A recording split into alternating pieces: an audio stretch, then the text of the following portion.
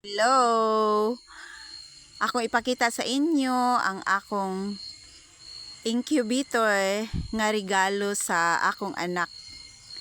Giregaluhan ko niya og incubator na tan-awan ninyo na miso na.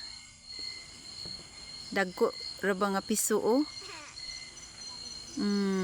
Lipay kay kuani oh. Tsada kaayo ba?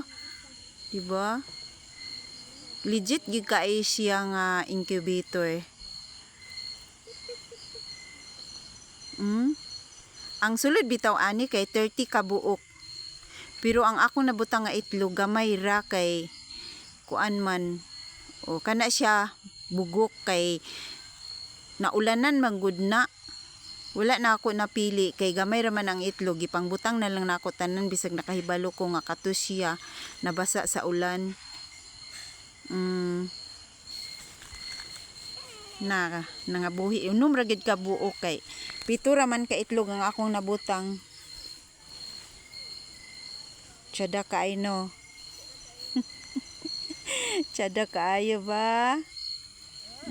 Oh. Langoy-langoy mo sa man dining bibidak no? Oh, di ba? Sus kung daghan pa untang itlog nga nabutang nako dadto sa incubator, daghan unta ang piso. Legit gyud kaayo. Sa sunod kung magbutang kog itlog daghanon na nako ako na gid siyang punon. Kay ang sulod bitaw ana nga incubator kay 30 ka buok. Daghan baya ang sulod pero gamay ra man gud ang itlog ato. Kusog na kay sila mulangoy ha. One day pa lang na sila. Abti ka iba. Legit kay nga incubator, ganahan kay ko.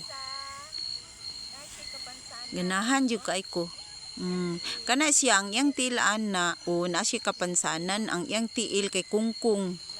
Tanawa Pero buhi siya. Buhi siya, daan gid siya pagkatao. Mao gina iyang kuan. Tanawa, hinay kay tanan mo lang wow. Abtik na kay sila. Kung gusto mong makapalit ani, tuplo ka lang ninyo ang kuan. Link na sa ubos. Sige na. Haron na asad mo yung incubator. Barato ra ni. Nasa link. Thank you.